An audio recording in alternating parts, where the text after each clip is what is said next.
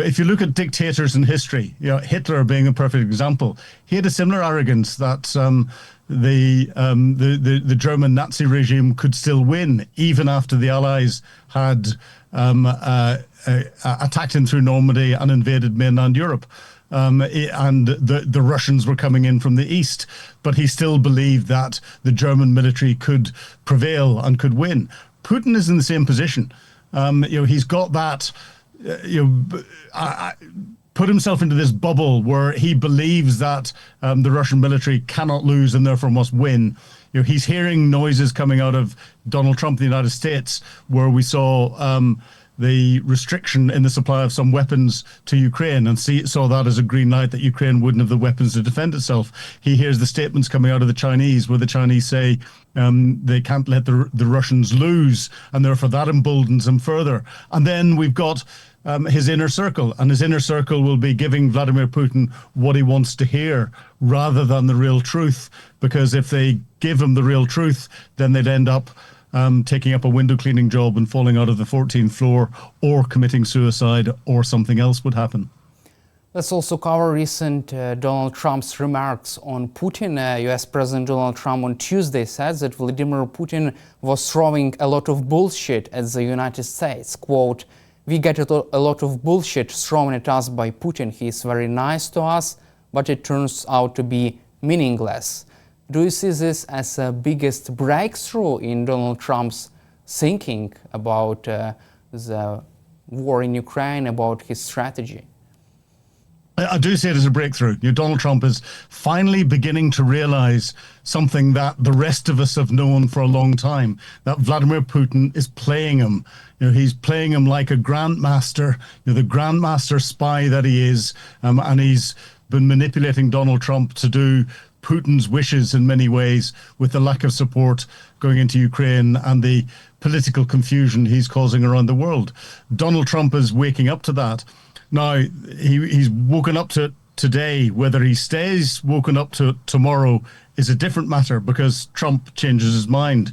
But I fear that Donald Trump is getting bored with the conflict between Russia and Ukraine, and will potentially use his realization of what Putin is up to as an excuse to walk away a little bit more. I don't think he's going to walk away completely, but I think he might distance himself a little more from actively participating and trying to pursue some form of peace agreement.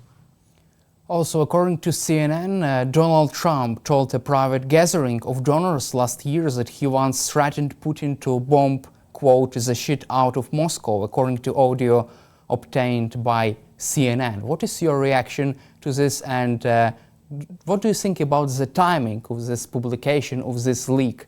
Because this was published several days after Trump made first harsh statements, remarks about Vladimir Putin. Mm-hmm. Well, I think the timing by CNN was opportunistic. They've had it for a while, and they took the opportunity after what Trump had said to improve the number of clicks that they would get. We call it clickbait on their story, and it's a very relevant story, and it will continue to push the momentum. Of course, Donald Trump refers to CNN as fake news, so it won't have affected him that much.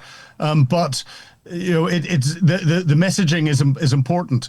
Whether Vladimir Putin is sitting and listening to it or not, I don't know, because there's nothing really coming out of Moscow to suggest that he is beginning to realize that Donald Trump isn't there for him in the way that he's been there for him beforehand. And if I were Vladimir Putin and reading everything properly, I'd be very worried at the moment. Donald Trump saying that he would bomb the shit out of Moscow, he shoots from the hip. He uses language that's deliberately inflammatory in many of the things that he does. And interestingly, we're seeing him using increasingly undiplomatic language, even to the mainstream media, as he said whenever he was talking about Iran and Israel, and the potential for the ceasefire that was between them breaking down. He swore on camera, which is very unlike Donald Trump and very unlike any global leader. Also, US President Donald Trump told NBC on Thursday that he struck a deal with NATO for the US to send weapons to Ukraine throughout the alliance, and that NATO will pay for those weapons 100%. What is your assessment of this big another deal made by Trump and NATO allies? I think Trump will like the fact that it's a deal.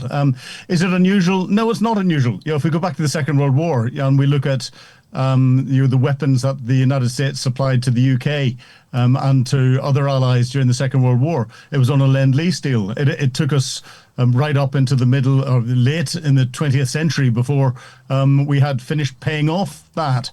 So, the United States is known for asking for what it's supplying to be paid for. And of course, we had all the controversy around Donald Trump complaining about what Joe Biden had been giving to Ukraine for free and had put a ridiculous sum of money against it. It was nowhere near that worth of weapons and ammunition that the United States had supplied. But everything to Donald Trump has got a dollar sign in front of it. So from an international community perspective, NATO countries who can afford it offering to pay for US weapons to supply to Ukraine, I think is a good solution for keeping the status quo and keeping the United States on side.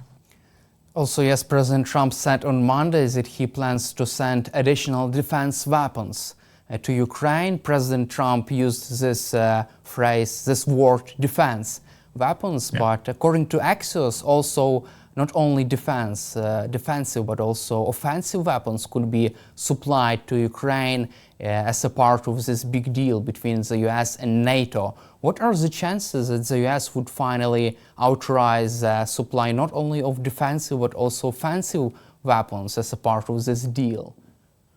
Well, I think the best form of defense is offense.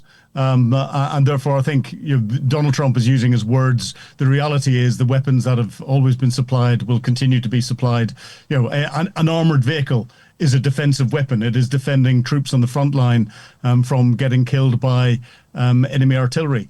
If that armored vehicle just happens to have a turret on it and a gun and a tow anti-tank weapon, it can be used for offensive purposes as well. But Donald Trump could justify it as defensive. I think the two important things that need to come from the United States for Ukraine are, one, the Patriot air defense missiles, because those are the only ones that can deal with the Russian hypersonic missiles, and with some of the Russian ballistic missiles, and continued access to US intelligence for targeting purposes, so that the Western weapons that are being supplied can still rely on US targeting data to come into them to allow Ukraine to accurately hit Russian military targets. The rest of it, I think, when it comes to ammunition and artillery shells, US defense industrial base is important, but I think the European defense industrial base is stepping up fast enough to be able to start to fill that void relatively soon. And if America can be kept on side and keep supplying those weapons for another year to 18 months, then Europe will be able to pick up the slack if America decides to withdraw further. I would like also to hear your assessment of this incident with halting weapons shipment to Ukraine. Secretary of Defense Pete Hegseth did not inform the White House before he authorized a pause on weapons shipment to Ukraine last week, according to CNN's sources. Do you really believe that Pete Hegseth was acting on his own when he was pausing these shipments of weapons to Ukraine? I think there's two potential answers to this. One, yes, it could have been Pete Hegseth acting on his own. We know that he has been very anti-supplying US weapons to Ukraine. He is more anti than Donald Trump has been beforehand. And this could have been a decision by him to turn around and say, no, we're not supplying it. However, I think a more likely scenario is that, as the latest supply has been entered into the US supply chain computer systems, something is flagged up to say our national stocks are getting too low. You need to make sure that we've ordered more things before they come in. And that red flag, someone at a more junior level will have said, oh, we can't send this stuff until we know that we're getting new deliveries in, and therefore we'll have put a halt on it without clearing it through those that would then clear it through the White House and everything else. So it could have been Pete Hegseth trying to overstep his authority and not inform the White House, but it's more likely to be a lower level individual who's responding to something where the computer said no.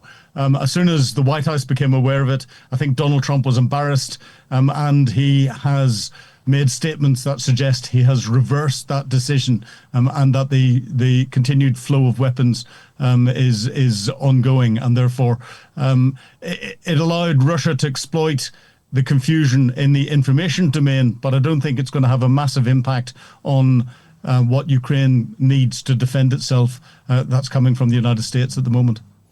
Don't you think that another reason for this development could be the lack of national security officials in the White House due to the fact that the US doesn't have its own national security advisor right now and properly working National Security Council?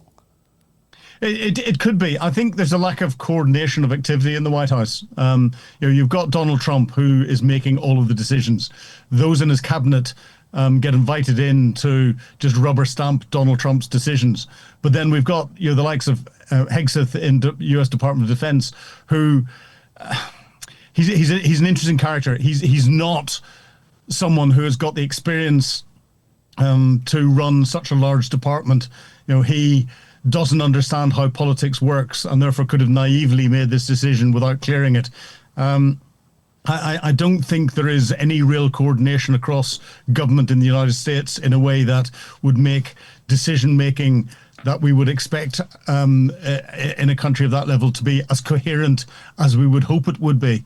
And that's why there has been confusion, and I think in the future there will be confusion. Now, Vladimir Putin loves that because he will play into it and try and create as many opportunities to create as much confusion in the future as possible. Unfortunately, the rest of us, and in particular Ukraine, suffer when that confusion happens because we don't know whether Ukraine is going to get what it needs to defend itself or not. And that is something that I think we're just going to have to realize and put up with and try and mitigate in other ways for the whole of the time that Donald Trump is president. Let's also cover sanctions bill against Russia. U.S. Senators Lindsey Graham and Richard Blumenthal said that the sanction bill could be enforced, could be imposed, and could be adopted as early as this month in July. Yep. And also, yes, President Donald Trump supports this bill. Do you expect the positive outcome of this voting process in Congress, and do you expect Trump to enforce this bill, this document? I do, but I'm slightly hesitant in saying that I do, because I think the support is there in Congress and in the Senate. Donald Trump this week is supporting the idea. Next week, he may change his mind. And as we've seen with the tariffs that he's imposed internationally, he always says something will happen in the future because he's always trying to get a deal. We know in the language that he's used with regard to Vladimir Putin and Russia that he wants business deals out of Russia. He wants to find some form of economic cooperation. And therefore, if Vladimir Putin reached out and tried to offer that, then I think the sanctions deal might just disappear again for a while. Putin, I think, has got an arrogance, though, and I don't think he's going to reach out because he thinks he can win militarily. That's what's really winding Donald Trump up. Donald Trump doesn't understand someone who doesn't want to do business deals, whether they're actual deals or perceived deals, because I think most of Donald Trump's business deals are perceived, and there's nothing in them that is delivering good business for the United States. Let's cover our final topic for today. China. You mentioned about China in your previous answers, but Chinese Foreign Minister Wang Yi told EU's top diplomat that China can't accept Russia losing this war against Ukraine, as this could allow the US to turn its full attention to China. What is your reaction to this?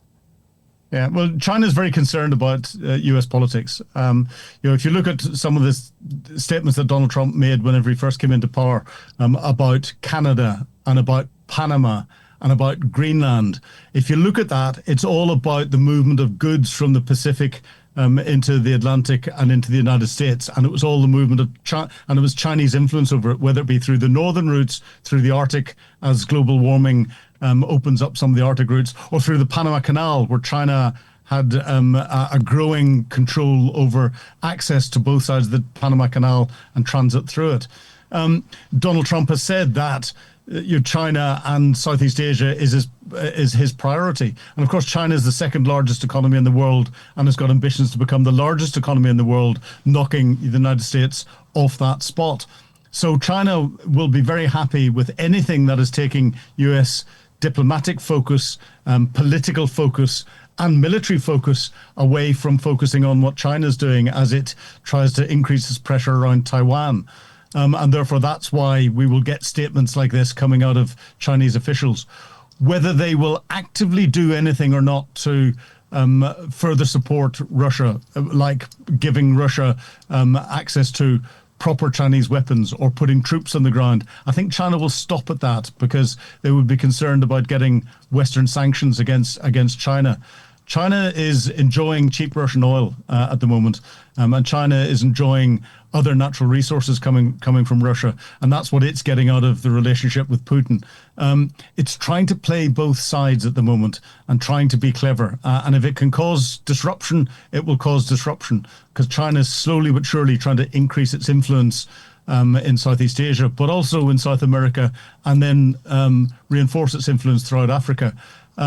China's playing a long game. The United States is playing whatever Donald Trump's decision is tomorrow morning's game. And it worries me. It very much worries me. And my final question, do you believe that the US can force such big actors like China, India to stop buying Russian oil, even by imposing this sanctions bill? I think the US can, but it wouldn't necessarily force China and India to do it. It would have to bring in other tactics as well. For example, making sure that the shadow fleet, this grey fleet of oil-carrying vessels, are sanctioned and sanctioned heavily, and then policed, as we've started to see with some of the European countries in the Baltic Sea intercepting Russian grey fleet tankers. And now we've got Germany and other countries insisting on tankers proving that they've got the insurance to go through international waters just outside their territorial waters, and they're going to start policing that. If you can clamp down on that, and we can clamp down on Russia's ability to get this oil and the oil products to China and to India, then that will have a massive impact on Russia's ability to fund its illegal war. Thank you, Colonel Ingram, for your time and for your support for Ukraine, and glory to Ukraine. Thank you very much. Slava Ukraini. Героям слава. Thank you very much.